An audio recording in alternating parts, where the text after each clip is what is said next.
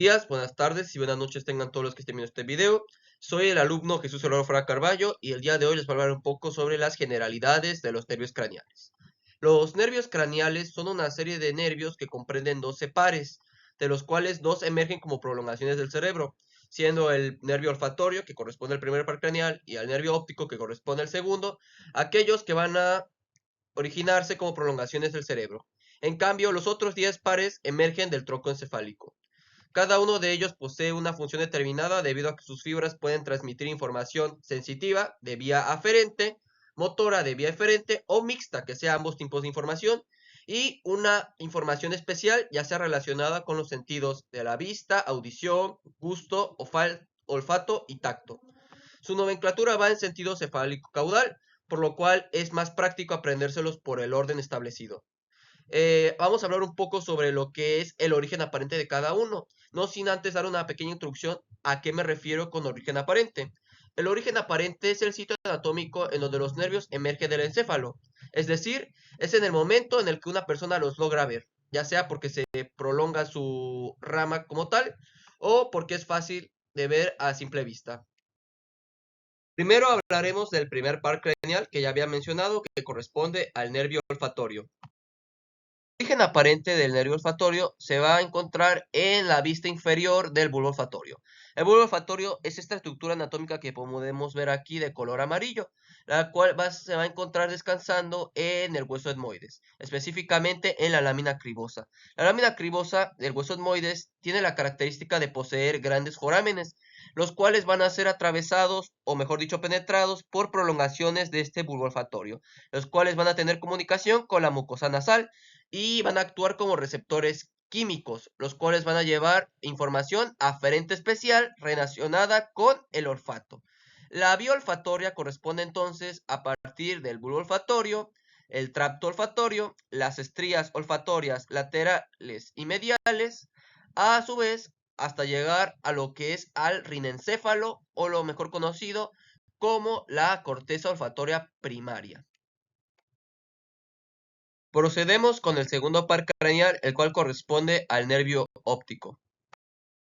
El aparente del nervio óptico se va a encontrar en el quiasma óptico, el cual es esta pequeña estructura anatómica que se puede ver aquí, que va a tener la característica que nos va a permitir la unión, o mejor dicho, el cruce de la decusación de las fibras del nervio óptico del lado izquierdo como el del lado derecho. El nervio óptico transmite fibras de carácter aferente especial relacionadas con el sentido de la visión.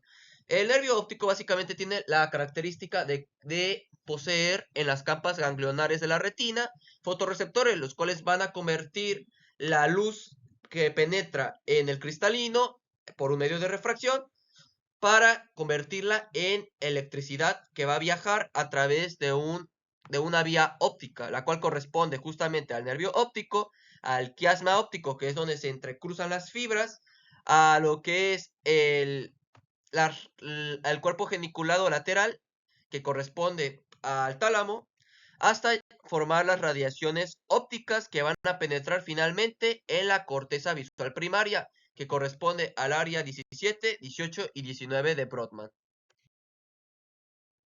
Procedemos con el tercer par craneal, el cual corresponde al nervio oculomotor, o también conocido con el nombre de motor ocular común. Aparente del nervio oculomotor va a corresponder al mesencéfalo, específicamente en una región que se encuentra medial a los pedúnculos cerebrales de Arancio, que corresponde a la fosa interpeduncular. Esta fosa interpeduncular también tiene relación con un pequeño surco, en el cual también se encuentra este nervio oculomotor, que se conoce como el surco pontomesencefálico, ya que se encuentra en el mesencéfalo y en el puente de Barolio, marcando una línea divisoria entre ambas regiones. El nervio oculomotor va a llevar información de carácter eferente, o sea, motora, y parasimpática.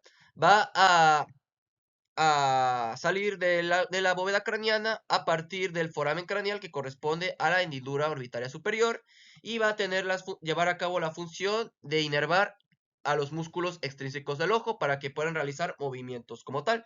Aquí podemos ver esquematizado al nervio oculomotor, el cual vemos que se encuentra originándose en la región del mesencéfalo, hasta llevar inervación a los músculos extrínsecos del ojo. Procedemos con el cuarto par craneal, el cual corresponde al nervio troclear o patético. El origen aparente del nervio troclear va a tener una característica que lo hace especial, ya que si bien se origina al igual que el tercer par craneal, que era el oculomotor de la región del mesencéfalo, el nervio troclear es el único par craneal que emerge en la cara posterior del tronco encefálico, por lo cual el origen aparente del nervio troclear es la cara posterior del mesencéfalo. El nervio troclear va a llevar información eferente de carácter motora pura, y de igual forma que lo hacía el tercer par craneal, va a emerger de la bóveda craneana a partir de la hendidura orbitaria superior, la cual se encuentra en el hueso esfenoides. La función que va a tener el nervio troclear va a ser inervar al músculo oblicuo superior del ojo, y por lo cual va a tener la característica de girar el globo ocular hacia abajo y lateralmente. Aquí podemos ver al músculo oblicuo superior del ojo, que el cual es inervado por dicho nervio. Procedemos a hablar sobre el quinto par craneal, el cual corresponde al nervio trigémino, el cual recibe este nombre por la particularidad ya que se divide en 3 divisiones de fibras, cada una teniendo una particularidad que la hace diferente o especial, por lo cual vamos a hablar de estas 3 divisiones a continuación. Antes dar una pequeña introducción sobre este nervio trigémino, empezando a hablar sobre su origen aparente, el cual se encuentra en la cara anterolateral del puente de Barolio o protuberancia anular, y principalmente va a llevar información de carácter sensitiva aferente o motora eferente, pero lo que nos importa como tal de este nervio trigémino es hablar de cada una de sus divisiones, las cuales corresponde por un lado a la división de la rama oftálmica, que es esta que se puede ver aquí de color verde, la división maxilar, que se puede ver aquí de un color naranjado, y la rama mandibular, que se puede ver aquí de un color azul celeste. Deberemos hablar de la primera rama del nervio trigémino, que ya había mencionado, que corresponde al nervio oftálmico. El nervio oftálmico va a ser encargado de transmitir fibras de carácter sensitivas o aferentes, estas las cuales van a emerger de la bóveda craneal a partir de la hendidura orbitaria superior, como ya veníamos mencionado anteriormente, que pasaba con otros pares craneales. Va a tener principalmente la función de llevar sensibilidad de la frente, ya sea sensibilidad de la córnea, piel de la propia frente, cuero cabelludo, párpados, nariz, mucosa de los senos paranasales y la cavidad nasal.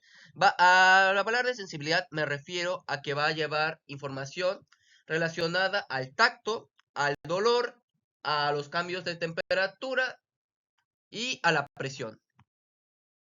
Procedemos a la segunda división del nervio trigémino, la cual corresponde al nervio maxilar. El nervio maxilar va a transmitir información de carácter sensitiva aferente, teniendo la particularidad que va a emerger de la bóveda craneana a partir del foramen redondo, el cual es esta estructura que podemos ver aquí, la cual corresponde al hueso esfenoides, y va a tener principalmente la función de llevar sensibilidad de la piel de la cara que se encuentra sobre el maxilar, los dientes del maxilar superior, básicamente a partir de ramas que forman el plexo dentario superior, membranas de la mucosa de la nariz y el seno maxilar y el paladar. Finalmente, ya para concluir con el nervio trigémino, vamos a hablar de la tercera y última división de este mismo, la cual corresponde al nervio mandibular. El nervio mandibular va a llevar, o mejor dicho, va a transmitir información o fibras de carácter motora y sensitiva. Estas fibras van a emerger de la bóveda craneana a partir del foramen oval, que es esta estructura que se puede ver aquí, que también corresponde al hueso esfenoides. La función del nervio mandibular va a ser mixta, por lo cual va a llevar información motora y sensitiva. Motora para inervar a músculos de la masticación, que corresponde a los pterigoideos laterales, mediales, macetero y temporal. Además de que va a inervar a los músculos miloioideo, al vientre anterior del digástrico, al tensor del velo del paladar y tensor del tímpano. En cuanto a la sensibilidad, va a inervar aferentemente a la piel de la mejilla y piel que se encuentra sobre la mandíbula.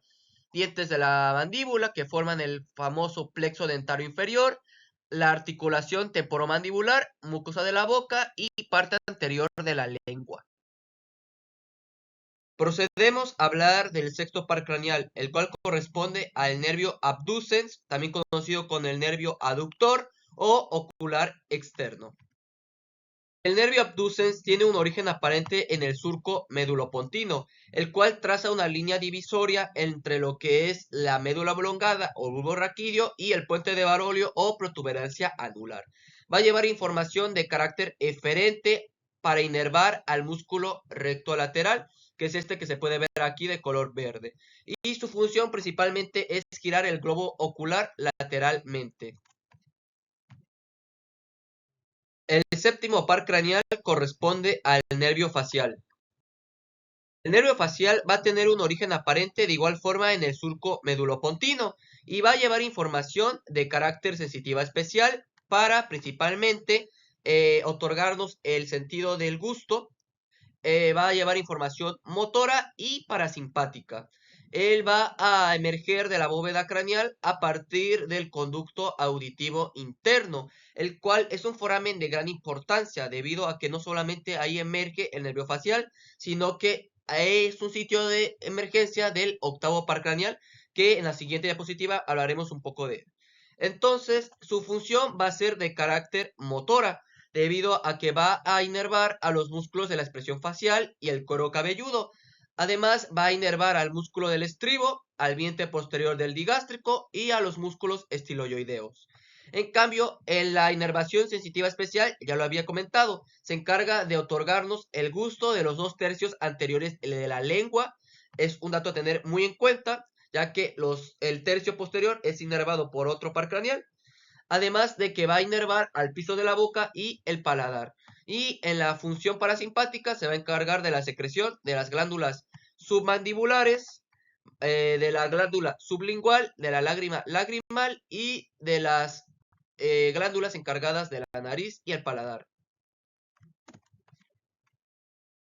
Procedemos con el octavo par craneal, el cual corresponde al nervio vestíbulo-coclear, el cual anteriormente era conocido como el nervio auditivo. Sin embargo, los anatomistas modernos decidieron cambiarle la nomenclatura debido a que no solamente se encarga de lo que es el sentido de la audición, sino que envuelve otra función principal especial que nos proporciona como tal.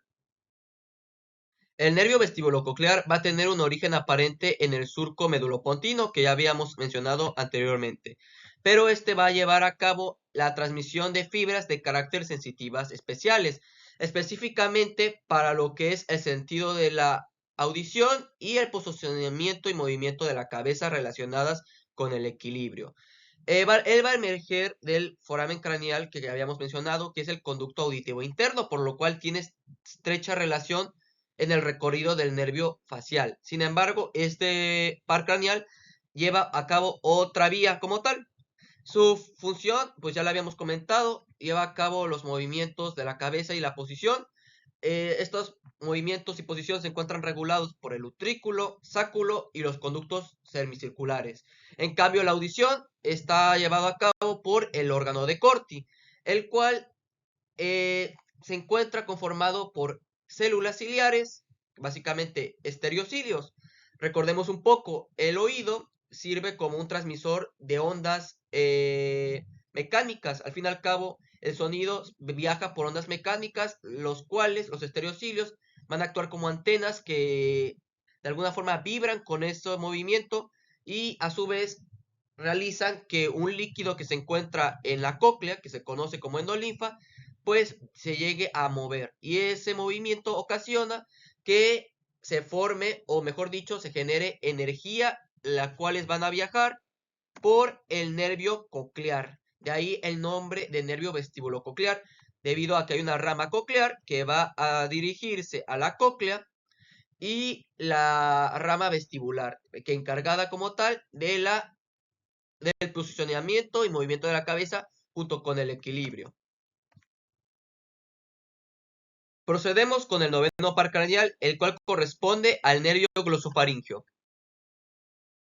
El nervio glosofaringeo tiene un origen aparente en el surco retroolivar el cual se encuentra en la región de la médula oblongada o el bulbo raquídeo. Específicamente se encuentra por detrás de una famosa estructura anatómica de esta región que se conoce como la oliva. El surco medulopontino y el surco retroolivar, junto con los otros orígenes aparentes, los voy a retomar al final de la diapositiva para mostrarles como tal una esquematización de estos orígenes. El nervio glosofaringeo va a transmitir información de carácter sensitiva especial, motora eferente y funciones parasimpáticas. Él va a emerger de la bóveda craneana a partir del foramen yugular y las funciones van a ser las siguientes. Él va a tener funciones eferentes especiales debido a que va a inervar al músculo estilofaringeo, el cual va a elevar la faringe durante la deglución y el habla. Va a llevar información de carácter aferente general, encargada de la sensibilidad del tercio posterior de la lengua, la amígdala palatina, la faringe y la parte del oído medio. En cuanto a la información aferente especial, como lo había comentado, los 2 tercios anteriores de la lengua era inervado por el nervio facial. En cambio, el tercio posterior de la lengua es inervado por este nervio glosofaringeo. La información aferente general va a tener características en cuanto a lo que es el control de los reflejos cardiovasculares y respiratorios inervados a través de los vasoreceptores del seno carotidio y los quimiorreceptores del cuerpo carotidio.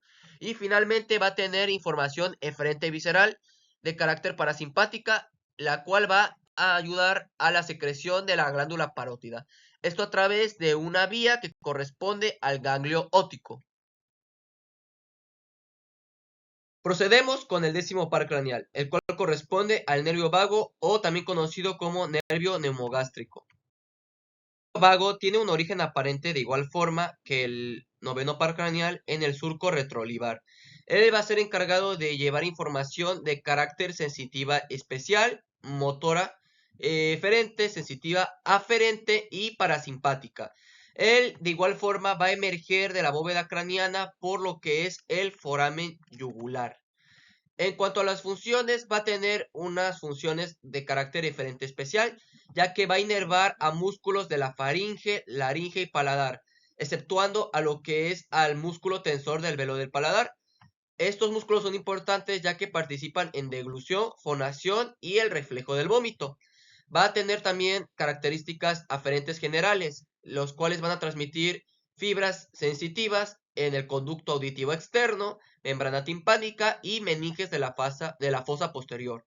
En cuanto a la aferencia especial, va a transmitir el sentido del gusto en lo que es la epiglotis y la base de la lengua. En cuanto a las fibras aferentes generales, va a otorgar sensibilidad a las vísceras torácicas y abdominales, ya sea laringe, tráquea, bronquios, corazón, esófago, estómago y los intestinos.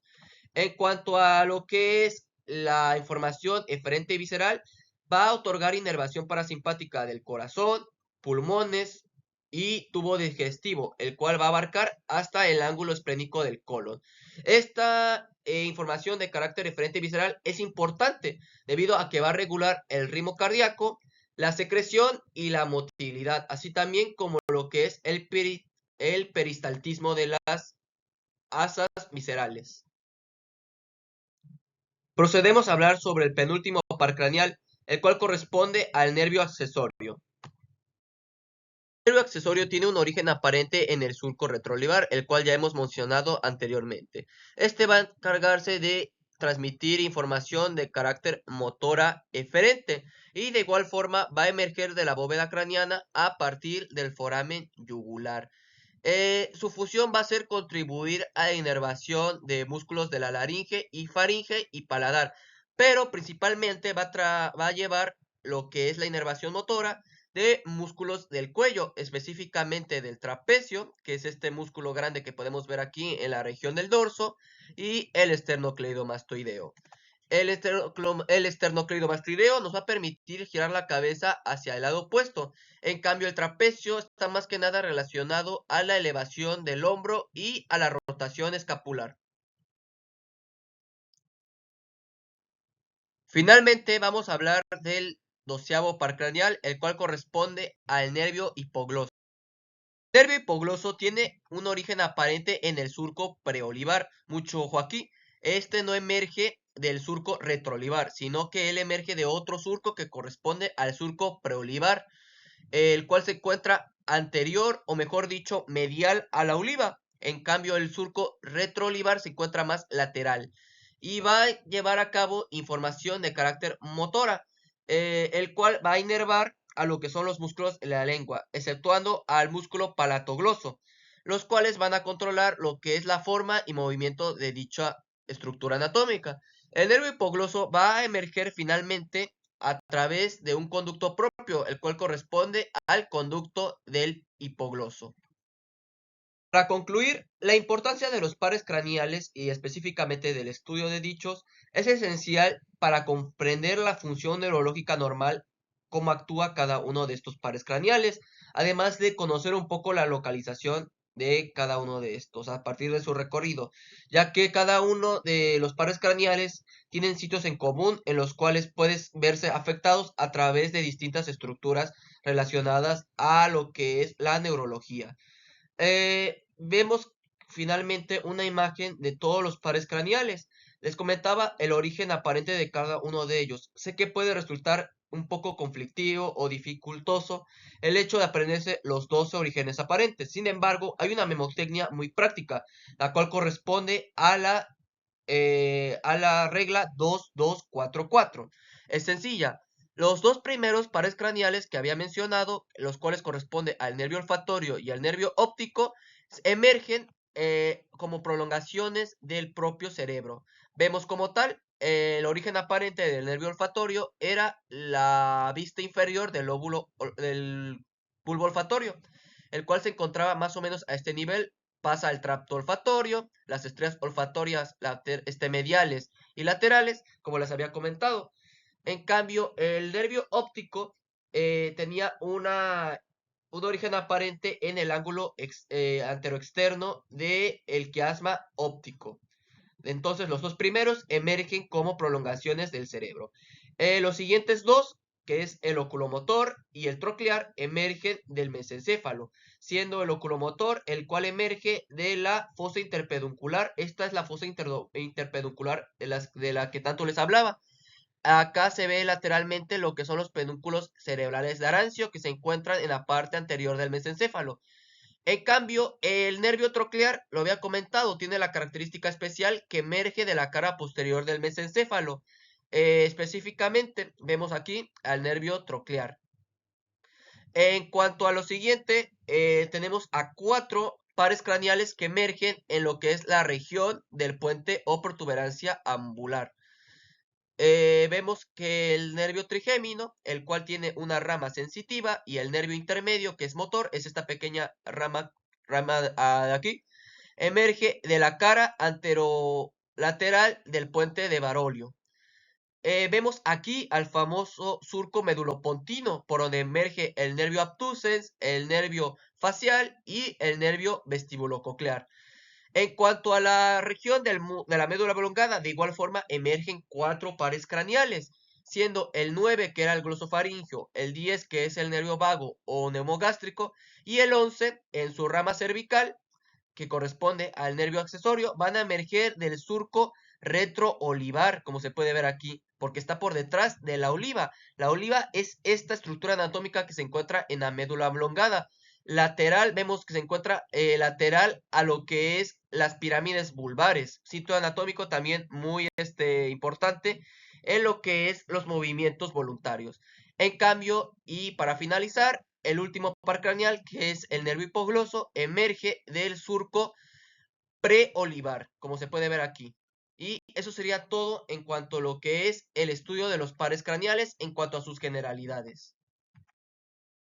En cuanto a las fuentes de información que fueron recapituladas para la realización de esta diapositiva, tenemos principalmente a la aportación teórica a partir del libro de Neuroanatomía Clínica de Snell. En cuanto a la visualización gráfica, utilicé tanto el Atlas de Neurociencias de Netter como el libro de Nervios Craneales en la Salud y la Enfermedad del autor Wilson Pauwels, por si se preguntaban cuál es la bibliografía utilizada para esta diapositiva. Y eso sería todo. Muchas gracias por su atención.